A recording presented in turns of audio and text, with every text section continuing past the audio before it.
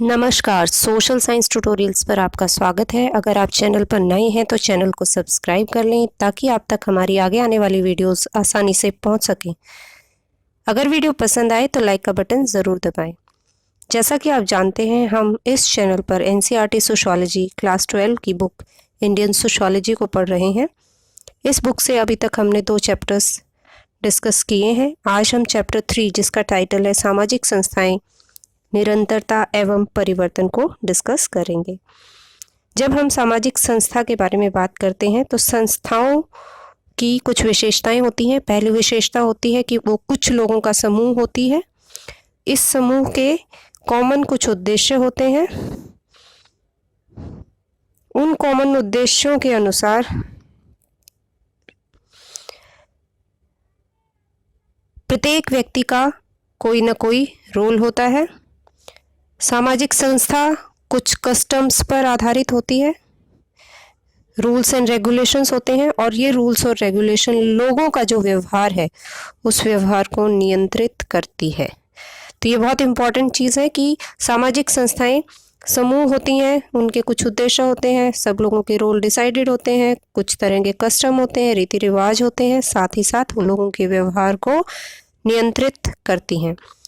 तो आज का जो ये चैप्टर है, ये चैप्टर सामाजिक संस्थाओं में, भारत के अंदर जो सामाजिक संस्थाएं हैं उनमें क्या निरंतरता रही है, क्या कॉन्टिन्यूटी है, या उनमें किस तरह का एक लंबे समय में परिवर्तन आया है, इस पर हम डिस्कस करेंगे। इस चैप्टर के अंदर भारत की 3 प्रमुख संस्थाओं जाति, जनजाति और परिवार को डिस्कस किया गया है। आज हम जाति की विशेषताओं पर चर्चा करेंगे, खासकर प्राचीन समय में जाति कैसे थी, इसकी शुरुआत कैसे हुई, इसको किस तरह से ट्रेस करना है, इसके बारे में हम थोड़ा सा पढ़ेंगे कि एंशिएंट टाइम से जाति कैसे शुरू हुई। जाति एवं जाति व्यवस्था। जाति एक प्राचीन संस्था है, बहुत पुरानी संस्था है, जो हजारों सालों से हमारे इतिहास और हमारी संस्कृति का हिस्सा रही है, हमारे कल्चर का हिस्सा रही है, हमारी हिस्ट्री का हिस्सा रही है। साथ ही साथ हम ये भी जानते हैं कि जाति सिर्फ अतीत का मामला नहीं है, बल्कि आज भी ये हमारी जो सोशल आइडेंटिटी है, हमारी सामाजिक जो पहचान है, उसका एक अभिन्न अंग है। तो सवाल ये उठता है, तो क्या जाति जो वर्तमान में जाति है और जो अतीत में जाति थी, दोनों एक जैसी हैं, इसका स्वरूप समान है, या कोई अंतर आया है? जैसा कि चैप्टर के टाइटल में भी कहा गया है कि कुछ न कुछ तो निरंतरता होगी। पहले जैसे जाति थी वैसे जाति अभी भी हो सकता है कि जाति वैसी ही हो, या इसके अंदर कोई परिवर्तन आया हो। तो इस चैप्टर में हम अतीत में, उपनिवेशवाद के समय में यानी कॉलोनियल टाइम में, और वर्तमान में जाति की जो विशेषताएं हैं उनको विस्तार से पढ़ेंगे और ये कोशिश करेंगे कि उसमें क्या निरंतरता है और क्या परिवर्तन आया है। स्टार्ट करते हैं कास्ट इन एंशिएंट टाइम से, यानी जाति पुराने समय में, अतीत में जाति कैसी थी। जैसा हमने बताया कि ये पुरानी संस्था है और ये पुरानी संस्था भारतीय उपमहाद्वीप से जुड़ी हुई संस्था है, यानी ये जो विशेषता है ये भारतीय उपमहाद्वीप की ही एक विशेषता है, ये यूरोप के देशों में आपको देखने को नहीं मिलेगी। साथ ही साथ ये हिंदू समाज की संस्थात्मक विशेषता है। इसका कहने का मतलब ये है कि हिंदू समाज का जो पूरा स्ट्रक्चर है, उस स्ट्रक्चर की विशेषता है जाति प्रथा या जाति व्यवस्था। लेकिन भारत के मामले में कई बार हमें दिखता है कि अन्य जो धार्मिक समूह हैं, जैसे मुसलमान, ईसाई या सिख, इनमें भी जातिगत जो व्यवहार है उसकी कुछ चीज़ें हमें देखने को मिलती हैं। और इसका कारण यही है कि भारत के अंदर इन धर्मों में लोग कुछ पीढ़ी पहले उन्होंने अपना धर्म परिवर्तन किया है। तो वो जो पुराने समय से चली आ रही जो विश्वास थे, जिस तरह का वो एक दूसरे के साथ व्यवहार करते थे, तो उन व्यवहारों में, ट्रेडिशंस में बहुत ज़्यादा अंतर नहीं वो रख पाए, चाहे बेशक से वो एक धर्म से दूसरे धर्म में भी चले गए। हालांकि यह विशेषता केवल भारत के अंतर्गत दिखाई देती, भारत के बाहर के मुसलमानों, ईसाइयों या सिखों में आपको ऐसा देखने को नहीं मिलेगा। शब्द के आधार पर देखते हैं कि कास्ट शब्द कहाँ से आया है। कास्ट, जिसे हिंदी में हम जाति कहते हैं, तो कास्ट शब्द जो है वो पुर्तगाली मूल के शब्द कास्टा से आया है। बहुत बार ये क्वेश्चन 1 मार्कर में सीबीएसई में पूछा जाता है, कई बार जीके में भी पूछा जाता है कि पुर्तगाली कौन सा मूल है, किस मूल से आया है, यानी पुर्तगाली मूल से आया है। और शब्द क्या थे, कास्टा। और इस कास्टा शब्द का अर्थ होता है विशुद्ध नस्ल, प्योर नस्ल। लेकिन जब जो अंग्रेजी का शब्द कास्टा है वो एक विस्तृत अर्थ में संस्थागत व्यवस्था से तात्पर्य है उसका, यानी वो समाज को एक व्यवस्था में निर्धारित करते हुए जो व्यवस्था है उस व्यवस्था की तरफ ये कहीं ना कहीं इशारा करता है। और इसका जो हिंदी में जब हम शब्द प्रयोग करते हैं, कास्टा के बराबर का जो शब्द है वो जाति शब्द है। और कई बार लोग जाति और वर्ण भी यूज़ करते हैं। थोड़ी देर में हम इन दोनों के जो रिलेशनशिप है उसको पढ़ेंगे कि इनमें क्या अंतर है या इनका क्या संबंध है। जाति एक व्यापक शब्द है और किसी भी चीज़ के प्रकार या वंश को संबोधित करने के लिए इस्तेमाल किया जाता है। तो जैसे साइंसेज में जो है पेड़ पौधों की जाति, जीव जंतुओं की जाति, इस तरह से हम कैटेगराइजेशन जब भी करते हैं, वर्गीकरण जब किया जाता है तो जातिगत वर्गीकरण होता है। लेकिन ये व्यापक शब्द में ये बहुत ही जो वाइडर सेंस में जाति शब्द यूज होता है। लेकिन जाति स्पेसिफिकली जब हम यूज़ करते हैं तो वो, और सामाजिक संदर्भ में जब हम यूज़ करते हैं तो उसका अर्थ होता है जाति संस्था या जाति व्यवस्था। और आजकल जाति शब्द से ज़्यादा लोग कास्ट शब्द यूज़ करते हैं कि आपकी कास्ट क्या है या तुम कौन सी कास्ट के हो।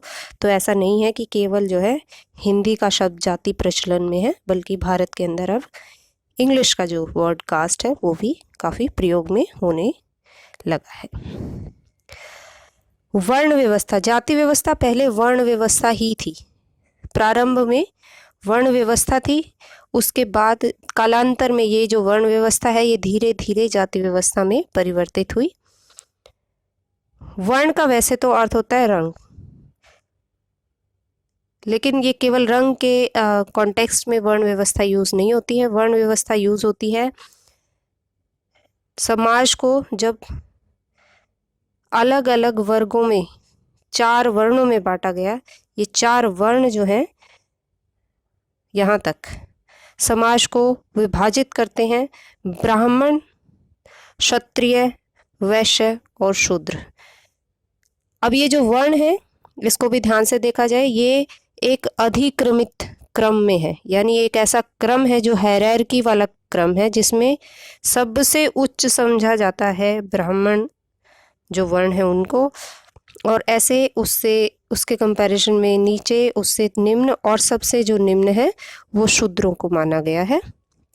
ब्राह्मण जो पूजा के काम में या पढ़ाई लिखाई के काम में लगे हुए जो लोग थे वो सब ब्राह्मण वर्ण के अंतर्गत आते हैं। जाति की बात नहीं कर रहे, अभी हम वर्ण की बात कर रहे हैं। क्षत्रिय सारे ऐसे लोग जो रक्षा से संबंधित कामों में लगे होते हैं वो सभी लोग क्षत्रिय कहलाए। सभी लोग जो व्यवसाय या व्यापार में लगे हुए थे, व्यापार से संबंधित जो काम कर रहे हैं वो वैश्य कहलाए। और शूद्र वे व्यक्ति हैं जो दूसरों के लिए सेवा का काम करते हैं, वो दूसरों को अपनी सेवा प्रदान करते हैं, कपड़े धोना, बाल काटना, साफ सफाई करना, इस तरह के जो सारे जो काम करने वाले जो लोग हैं वो शूद्र श्रेणी में आते हैं, शूद्र वर्ण में आते हैं। तो वर्ण 4 वर्ण हैं, समाज को 4 वर्णों में विभाजित करता है वर्ण व्यवस्था। क्षत्रिय ब्राह्मण सबसे ऊंचे हैं, क्षत्रिय उसके बाद, फिर वैश्य और फिर शूद्र, यानी ऊपर से लेके नीचे तक एक पिरामिड की शक्ल अगर आप ध्यान से दें कि जिसका एक उपरोक्त ऊपर जगह होती है और नीचे। तो ऐसा नहीं है कि ये सब समान है, ये सब असमान है, और रिलेटिवली सबसे उच्च जो माना गया है वो ब्राह्मणों को माना गया है। और ये भी ध्यान दें कि है नहीं वो, बल्कि माना गया है इस व्यवस्था के अंतर्गत। इसके साथ साथ ही पिछले कई दशकों से, जब से दलित जो एक तरह से हम देखें कि जो दलित आइडेंटिटी है वो, या दलित अस्मिता जब से एक तरह से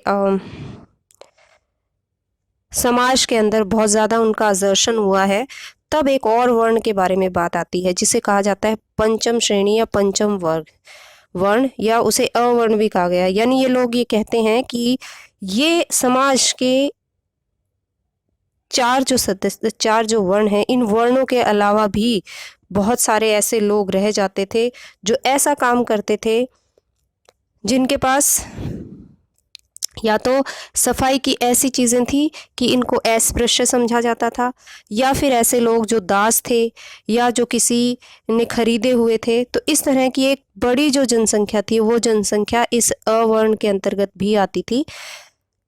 समाज के अंदर जब लोगों को गिना जा रहा है तो कितनी एक बात है जिसको हम देख सकते हैं कि ऐसे लोग जो हैं समाज का हिस्सा, मनुष्य ही हैं, लेकिन उनको इतना इग्नोर कर दिया जाता है कि उनको एक श्रेणी में रखने लायक भी नहीं समझा जाता। हम इस बारे में जब नया जो चैप्टर है, जो चैप्टर दलितों के ऊपर बात करता है कि किस तरीके से समाज के कुछ ऐसे ग्रुप्स थे जो हाशिए पर चले गए, जिनको हमेशा इग्नोर किया गया, जिनका एक्सप्लॉयटेशन हुआ और वो कैसे बहिष्कृत हुए, उसके बारे में हम और ज़्यादा डिस्कस बाद में करेंगे। लेकिन एक मुख्यतः व्यवस्था चार वर्णों की बात करता है, और पंचम वर्ण जो है ये बात करता है कि देखिए हमें इतना इग्नोर किया गया कि हमें हिस्सा भी नहीं बनाया गया वर्णों का। जाति और वर्ण में जो संबंध है, अगर हम उसे ध्यान से देखें कि जाति जो है वो अखिल भारतीय सामाजिक समूह है, यानी वर्ण जो है वो अखिल भारतीय सामाजिक समूह है, यानी पूरे देश में एक ही तरह का वर्गीकरण है। अखिल भारतीय का कहने का मतलब यह है कि पूरे देश के अंदर अगर हम कह रहे हैं कि वर्ण है तो वो 4 वर्ण ही हैं, जबकि जाति क्षेत्रीय या स्थानीय रूप से वर्गीकरण हो सकते हैं, उसमें सैकड़ों, हजारों या जातियां उपजातियां हो सकती है, और ये ज़्यादा जटिल व्यवस्था है। इसके साथ साथ में अगर हम ये कहें कि ये जो 4 वर्ग हैं, इनका वर्गीकरण पूरे भारत में समान है। 4 में ब्राह्मण ऊपर आएंगे, क्षत्रिय उसके बाद आएंगे, और उस तरह से जो एक कैटेगराइजेशन है, वो कैटेगराइजेशन या वो वर्गीकरण पूरे भारत में समान है। जबकि जाति जो है, एक जाति दूसरी जाति से जगह चेंज होने के साथ साथ उसका जो रिलेटिव पोजीशन है वो चेंज हो सकता है। कि फॉर एग्जांपल किसी एक जगह पर यादव जो है वो जाटों के कंपैरिजन में ज़्यादा बेहतर अपने आप को समझते हैं, जबकि किसी और दूसरी जगहों पर अगर हम जाएं तो वहाँ पर जाटों की स्थिति ज़्यादा बेहतर है और वो अपने आप को यादवों से ज़्यादा बेहतर समझते हैं। तो इस तरह जो जातीय अधिक्रम है एक क्षेत्र से दूसरे क्षेत्र में बदलता जा सकता है। जाति जन्म से निर्धारित होती है, जबकि वर्ण जो है वो कर्म से निर्धारित होते हैं।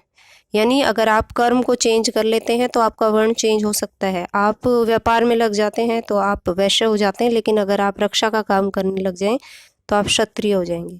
लेकिन जाति जन्म से निर्धारित होगी, आपने जिस जाति में जन्म लिया आप उस जाति को चेंज नहीं कर सकते, इसलिए इसे एक कठोर व्यवस्था कहा गया है, जबकि वर्ण जो है वो लचीली व्यवस्था रही है।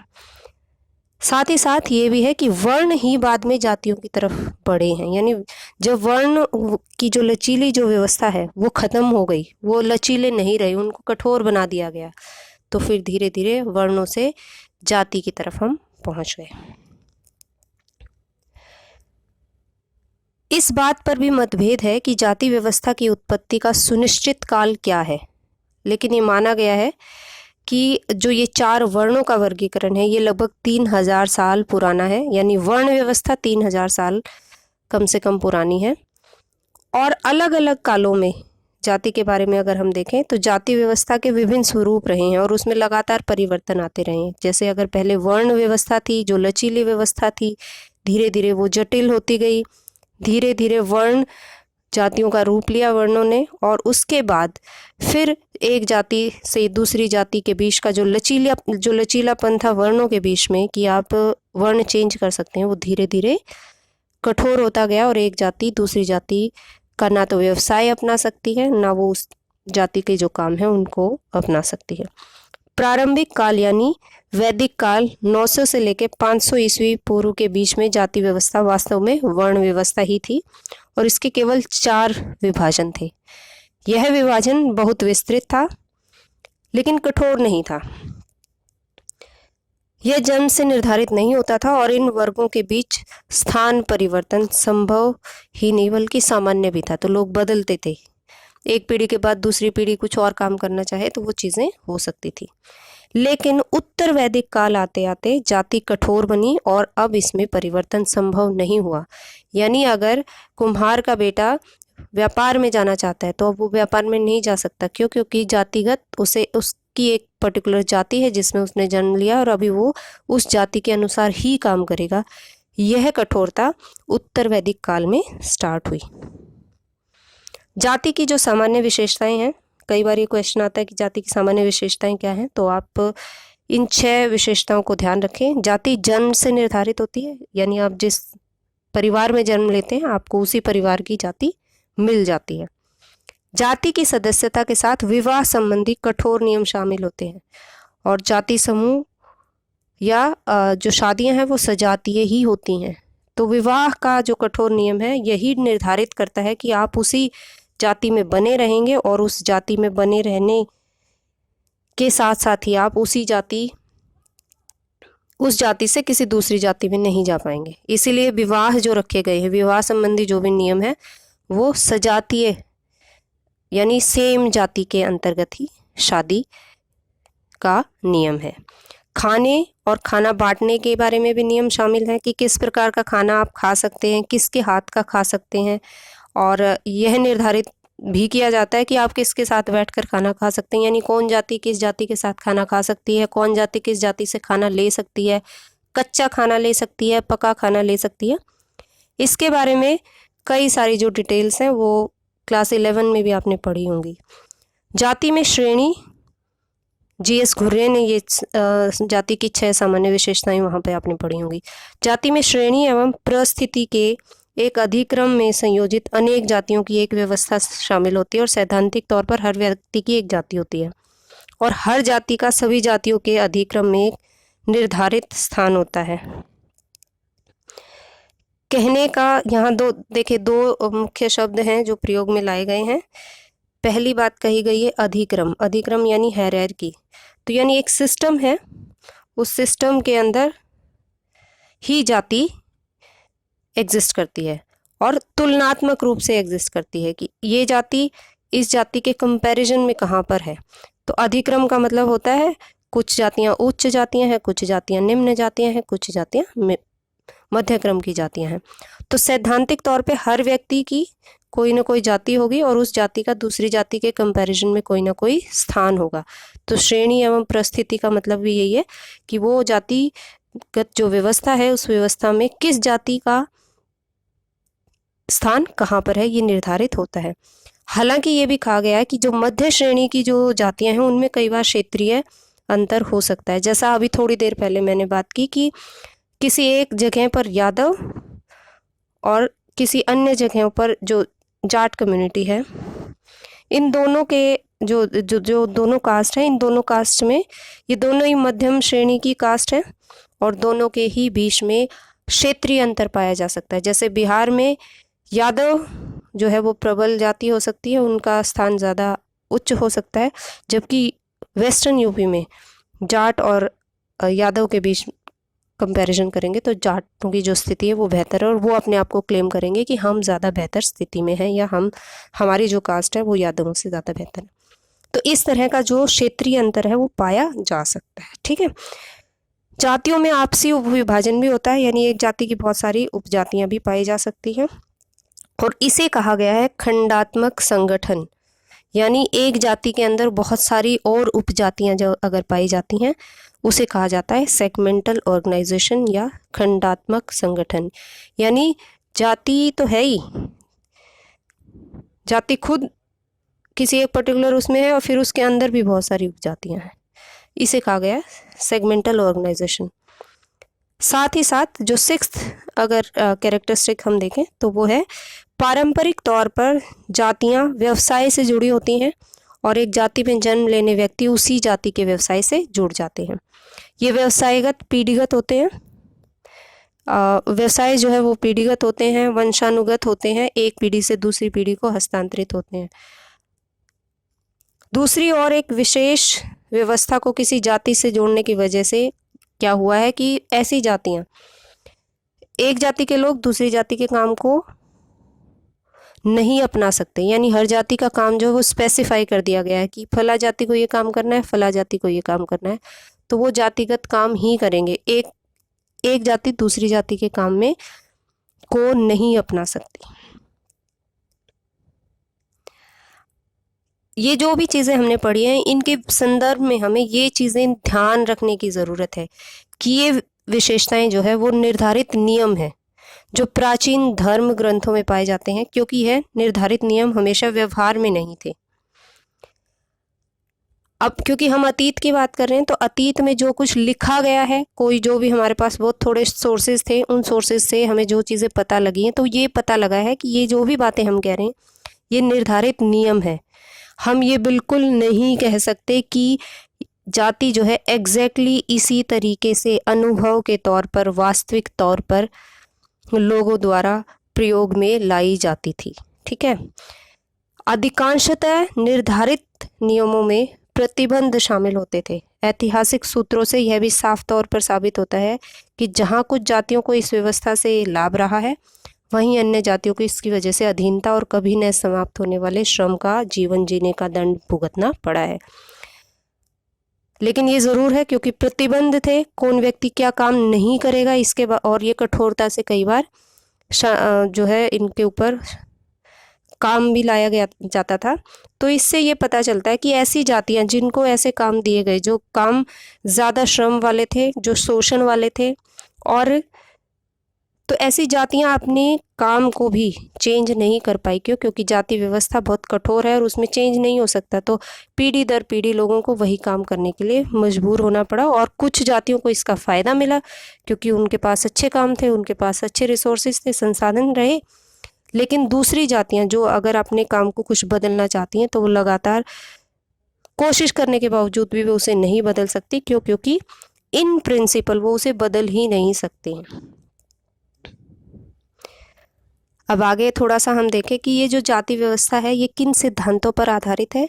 दो सिद्धांत है जो मुख्यतः हमें देखने की ज़रूरत पड़ती है। पहला जो सिद्धांत है वो बात करता है भिन्नता और अलगाव की, यानी जातियां भिन्न हैं और अलग अलग हैं। और दूसरा जो सिद्धांत है वो बात करता है संपूर्णता और अधिक्रम, यानी वो एक ग्रुप की तरह काम करती है और उस ग्रुप के अंदर हायरार्की पाई जाती है, अधिक्रम पाया जाता है। हर जाति से यह अपेक्षित है कि वह दूसरी जाति से भिन्न है, भिन्नता और अलगाव के अनुसार। इसलिए वह प्रत्येक जाति अन्य जाति से कठोरता से पृथक होगी। अतः जाति के अधिकांश धर्मग्रंथ सम्मत नियमों की रूपरेखा जातियों को मिश्रित होने से बचाने के लिए बनाई गई है। तो कहीं जातियां एक दूसरे के साथ ब्लर्ड ना हो जाए, मिश्रित ना हो जाएं, और उनको सेपरेट रखने के लिए इसीलिए जो है बहुत सारे नियम बनाए गए हैं। वो शादी विवाह से संबंधित हैं, खान पान से संबंधित हैं, या व्यवसाय से संबंधित जितने भी नियम बनाए गए हैं वो नियम जातियों को भिन्न और अलग अलग रखने के लिए बनाए गए हैं। इन विभिन्न एवं पृथक जातियों का कोई व्यक्तिगत अस्तित्व नहीं है, वह एक बड़ी संपूर्णता से संबंधित होकर ही अपना अस्तित्व बनाए रख सकती है। यानी एक जाति अपने आप में किसी तरीके का कोई अस्तित्व नहीं रखती है। जातिगत व्यवस्था का जब वो हिस्सा है तभी जाति जो है अपना जो अस्तित्व है वो बनाए रख सकती है। यानी कहने का मीनिंग ये है कि भारतीय जो समाज है उस समाज के अंदर बहुत सारी जो जातियां हैं इकट्ठी मिलके तभी ये व्यवस्था चल सकती है। वो एक व्यवस्था का एक होल का हिस्सा है, एक संपूर्ण का हिस्सा है, तभी वो एक दूसरे से तुलनात्मक स्थितियों के अनुसार उनकी पोजीशन है। एक अकेली जाति है कोई, अगर मान लीजिए पूरे समाज में, तो उससे तो कोई मतलब जाति का जो पूरा का पूरा व्यवस्था है वो व्यवस्था काम कर ही नहीं सकती, क्योंकि व्यवस्था के अंदर बहुत सारे अलग अलग जो कंपोनेंट है वो होने ज़रूरी हैं। तो ये एक पूरी व्यवस्था का ही हिस्सा जब जाति होती है तभी जाति का अस्तित्व है, अदरवाइज जाति का अस्तित्व नहीं है। यह सामाजिक संपूर्णता या व्यवस्था समान होने की बजाय अभिक्रमित व्यवस्था है, यानी कि हर एक जो जाति है उस जाति की दूसरी जाति की तुलना में सीढ़ी नुमा व्यवस्था में ऊपर से लेकर नीचे तक कहीं ना कहीं एक उसकी पोजीशन है और हर एक जाति का अपना एक विशिष्ट स्थान होता है। धार्मिक कर्मकांड या धार्मिक दृष्टि से जाति व्यवस्था में जाति की स्थिति शुद्धता और अशुद्धता के बीच के अंतर पर आधारित होती है, यानी कौन व्यक्ति किस तरह का काम करता है, वो पवित्र काम करता है या वो प्रदूषित काम करता है। जो साफ सफाई से संबंधित जो लोग हैं उनको कूड़े करकट के साथ ही काम करना पड़ता है। तो कामों को भी ये देखा गया है कि कितना शुद्ध अगर आप काम करते हैं, आपकी जाति का जितना शुद्ध काम है जिसमें आप साफ सुथरे रहते हैं, उतना ही धार्मिक कर्म कांड से आपकी जाति की जो स्थिति है वो हायर होगी। और जितना जितना जो है प्रदूषित काम, ऐसे काम जिनमें शरीर जो है मैनुअल वर्क बहुत करना पड़ता है और मैनुअल वर्क करते हुए आपको शुद्धता का, आप बहुत ज़्यादा शुद्ध रह ही नहीं सकते। अगर सफाई का काम कर रहे हैं तो आप कैसे शुद्ध रह पाएंगे, सफाई तो उन कामों को प्रदूषित काम माना गया है। तो उसी के अनुसार जितना जितना आप प्रदूषित काम या व्यवसाय में आपकी जाति है वो जाति का पोजीशन उसके अनुसार ही होगा। हालांकि ये जो अभी तक सारी बातें हमने कही हैं इनके बारे में बहुत ध्यान देने की ज़रूरत है। मैं बार बार आपको ये बात कह रही हूँ कि ऐसा माना गया है। अतीत के बारे में हमारे ज्ञान के स्रोत मुख्यतः प्राचीन काल के बारे में अपर्याप्त हैं। तो यह तय कर पाना मुश्किल है कि उस समय पे एक्चुअल जो परिदृश्य था या एक्चुअल जो सिनेरियो था वो क्या था। तो जो कुछ हम कह रहे हैं ये थोड़ा सा जो भी हमारे पास छोटे मोटे कम जो स्रोत हैं उन स्रोतों के आधार पर ही हम बात कर रहे हैं। किन कारणों से कुछ संस्थाओं या व्यावहारिक जो चीज़ें हैं उनकी स्थापना हुई, इसके बारे में हम कुछ नहीं कह सकते। हमें नहीं पता कि कास्ट क्यों शुरू की गई होगी, अतीत में ये शुरू ही क्यों हुई। तो अगर इसके बारे में भी हम बहुत ज़्यादा स्पष्ट तौर पर नहीं कह सकते, क्योंकि जो ज्ञान के स्रोत हैं वो बहुत लिमिटेड हैं। साथ ही अगर हमें इस बारे में पूरी जानकारी हो तो भी हमें ये पता नहीं चल सकता कि आज हमें क्या करना चाहिए, आज हमें कास्ट को वैसे ही अप्लाई करना चाहिए या नहीं करना चाहिए। ये हमें ये इन्फॉर्मेशन जो इससे पहले हमने ली है वो नहीं देती है, सिर्फ इसलिए कि अतीत में कुछ ऐसा होता था और वो हमारी परंपरा का हिस्सा है। इसलिए यह आवश्यक नहीं है कि वो हमेशा ही सही रहा हो या हमेशा ही गलत रहा हो। तो अब हम ये कहें कि कास्ट बहुत ख़राब थी या कास्ट बहुत अच्छी थी और कास्ट है हमेशा रही है तो हमें अभी भी उसे फॉलो करना चाहिए या हमें उसे फॉलो नहीं करना चाहिए, इस तरह की कोई बात हम ये जो हमारे पास इन्फॉर्मेशन है उसके आधार पर हम नहीं कह सकते। इसलिए ये ज़रूरी है कि हर एक काल में इन प्रश्नों के बारे में हम नए सिरे से सोचें और अपनी जो सामाजिक संस्थाएं हैं उनके बारे में सामूहिक तौर पर निर्णय लें कि क्या हमें जो भी सामाजिक संस्थाएं हैं उनको फॉलो करना चाहिए, उनमें क्या चीज़ें हैं जो बेहतर है जिनको हमें फॉलो करना चाहिए, कौन सी चीज़ें हैं जो कि ख़राब हैं जिनको हमें छोड़ देना चाहिए। तो यही जो नए सिरे से जाति व्यवस्था के बारे में सोचने की ज़रूरत है कि क्या जाति व्यवस्था सब लोगों का भला कर रही है या उसके अंदर किस तरह की प्रॉब्लम्स हैं। उन सब चीज़ों को पहले सोचने, उन पे डिबेट करने, डिस्कस करने की ज़रूरत है और उसके बाद सामूहिक निर्णय लेने की जो स्थिति है वो हर बार हर एक काल में हर व्यक्ति के सामने आएगी, हर समाज के सामने आनी चाहिए और उसके अनुसार ही हमें काम करना चाहिए। Thank you for watching. आप चैनल को सब्सक्राइब कर लें। अगर आपको वीडियो पसंद आया तो वीडियो को लाइक करें। साथ ही साथ आप हमें लिख कर ये बता सकते हैं, कमेंट से ये बता सकते हैं कि आपको हमारा चैनल कैसा लगता है, आप किस तरह के वीडियोस चाहते हैं कि हम भविष्य में बनाएं और हम किस तरह से अपनी जो प्रेजेंटेशंस हैं उनको सुधार सकते हैं। सब्सक्राइब करना ना भूलें चैनल को, वीडियो को लाइक करना भी ना भूलें। Thank you very much.